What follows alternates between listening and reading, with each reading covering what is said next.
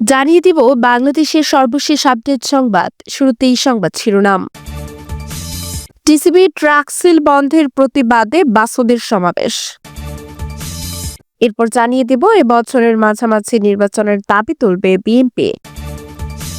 বৈষম্য বিরোধীদের সঙ্গে নাগরিক কমিটির দূরত্ব বাড়ছে।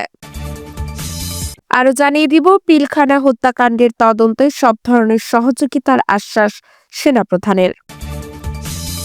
সর্বশেষ সংবাদে জানিয়ে দিব বাংলাদেশের হাই কমিশনারকে তলব করে যা জানালো ভারতের পররাষ্ট্র মন্ত্রণালয়। শুনছিলেন সংবাদ শিরোনাম, এবার শুনবেন বিস্তারিত। সংবাদ থেকে কোথা থেকে দেখছেন তা অবশ্যই কমেন্ট করে কমেন্ট বক্সে জানিয়ে দেবেন।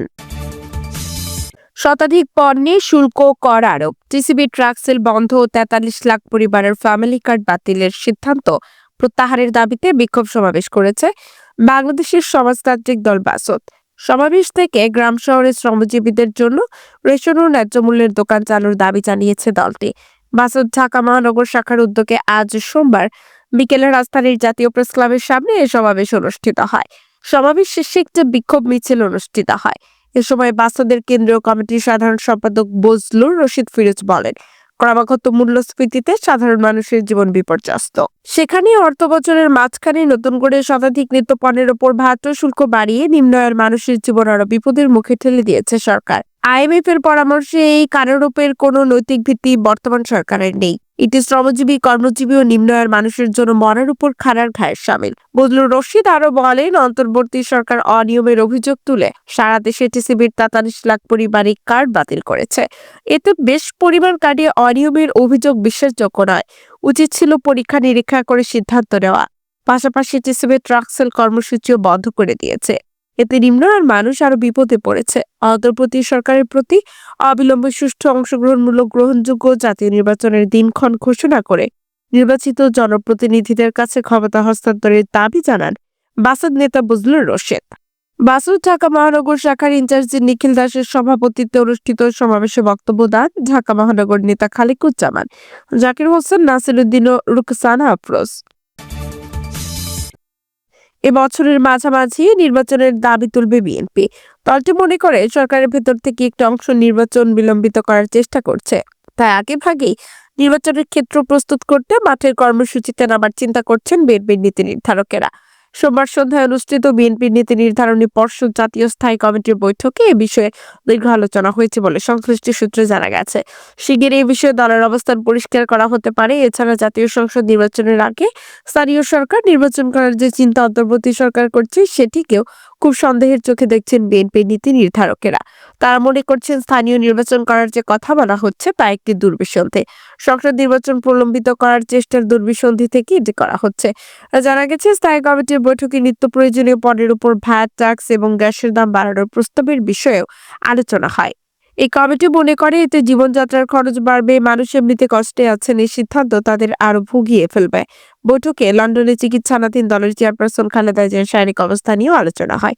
সবাইকে জানানো হয় খালেদা জিয়া মানসিকভাবে ভালো আছেন, পারিবারিক পরিবেশে আছেন। সোমবার তিনি হাসপাতালের শয্যা থেকে উঠে দাঁড়িয়েছেন, কিছুটা হাঁটার চেষ্টা করেছেন।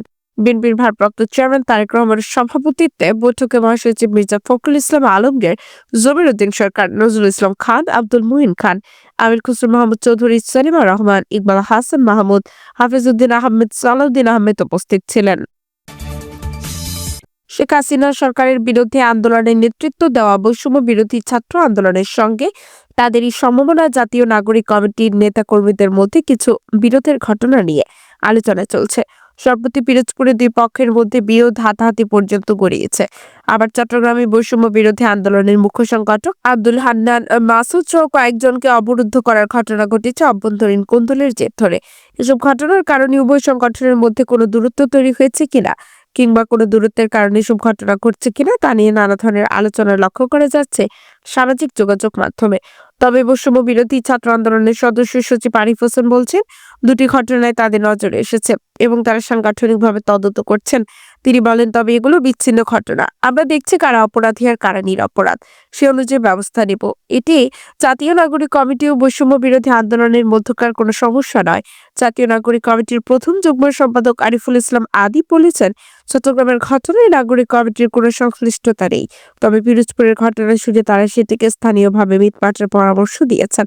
এছাড়া ঢাকায় বৈষম্য বিরোধী আন্দোলনের একজন নেতাকে হেনস্থার খবর পাওয়া গেলেও তার সত্যতার সম্পর্কে নিশ্চিত হওয়া যায়নি। প্রসঙ্গত, শেখ হাসিনা সরকারের শেষ দিকে সরকারের চাকরিতে কোটা বিরোধী আন্দোলনের ধারাবাহিকতায় বৈষম্য বিরোধী ছাত্র আন্দোলন সাংগঠনিক রূপ নিয়েছিল। সেনাবাহিনীর প্রধান জেনারেল ওয়াকারুজ্জামানের সঙ্গে সাক্ষাৎ করেছেন পিলখানা হত্যাকাণ্ড পূর্ণ তদন্তে গঠিত জাতীয় স্বাধীন তদন্ত কমিশন সভাপতি মেজর জেনারেল আলম ও ফজলুর রহমানের নেতৃত্বে কমিশনের সদস্যবৃন্দ। সোমবার 13 জানুয়ারি তারা সেনাপ্রধানের সঙ্গে বিভিন্ন গুরুত্বপূর্ণ বিষয়ে আলোচনা করেন।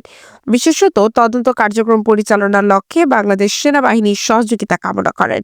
এ তদন্ত কার্যক্রম পরিচালনায় সেনাবাহিনীর পক্ষ হতে সব ধরনের সহযোগিতার আশ্বাস দেন সেনাবাহিনীর প্রধান জেনারেল ওয়াকারুজ্জামান। এ সময় তদন্ত কমিশনের major general Mohammad Jahangir Kabir Talukdar, brigadier general Mohammad Saidur Rahman, যুগ্ম সচিব মুন্সি আলাউদ্দিন আল আজাদ, সাবেক DIG doctor M Akbar Ali, Dhaka বিশ্ববিদ্যালয়ের সহযোগী অধ্যাপক মোহাম্মদ শরীফুল ইসলাম ও জগন্নাথ বিশ্ববিদ্যালয়ের সহকারী অধ্যাপক মোহাম্মদ শাহনিয়াজ খান চন্দন উপস্থিত ছিলেন। ভারতীয় সীমান্তে উত্তেজনাকর পরিস্থিতিতে ঢাকায় নিযুক্ত ভারতীয় হাইকমিশনার প্রণয় ভার্মাকে তলবের একদিন পর দিল্লিতে নিযুক্ত বাংলাদেশের ভারপ্রাপ্ত হাইকমিশনার মোহাম্মদ নুরুল ইসলামকে পাল্টা তলব করেছেন ভারত। এ সময় ভারত ও বাংলাদেশের মধ্যকার সব ধরনের বাংলাদেশের প্রোটোকল ও চুক্তি মেনেই সীমান্তে কাঁটাতারের বেড়া স্থাপন করা হচ্ছে বলে জানায় নয়াদিল্লি। সোমবার 13 জানুয়ারি দুপুর 2টায় ভারতের পররাষ্ট্র মন্ত্রণালয়ের দক্ষিণ ব্লকে বাংলাদেশের হাই কমিশনারকে তলব করা হয়। ভারতের পররাষ্ট্র মন্ত্রণালয়ের ওয়েবসাইটে প্রকাশিত বিবরণী থেকে তথ্য জানা যায়। বিবরণীতে ভারত জানিয়েছে, সীমান্তে বেড়া স্থাপন সহ নিরাপত্তা ব্যবস্থার ক্ষেত্রে দেশটিতে দুই সরকার ও সীমান্তরক্ষী বাহিনী, বিএসএফ ও বর্ডার গার্ড বাংলাদেশ বিজিবির মধ্যকার সব ধরনের প্রোটোকল ও চুক্তি মেনে চলছে। দেশটি সীমান্তের অপরাধমূলক কার্যকলাপ চোরাচালান, অপরাধীদের চলাচল ও পাচারের চ্যালেঞ্জ কার্যকরভাবে মোকাবেলা করে অপরাধমুক্ত সীমান্ত নিশ্চিত করতে প্রতিশ্রুতি পুনর্ব্যক্ত করেছে। বিবরণীতে সীমান্ত সুরক্ষিত করতে কাঁটাতারের বেড়া, সীমান্ত আলোকসজ্জা, প্রযুক্তিগত ডিভাইস ও গবাদি পশুর চলাচল রোধে বেড়া স্থাপনের ব্যবস্থা গ্রহণের কথাও জানায় ভারত। ভারত আশা প্রকাশ করে আরও জানিয়েছে, বাংলাদেশ সরকার দেশটির সঙ্গে করা আগের সব সমঝোতা বাস্তবায়ন করবে এবং আন্তঃসীমান্ত অপরাধ মোকাবেলায় সহযোগিতামূলক দৃষ্টিভঙ্গি গ্রহণ করবে।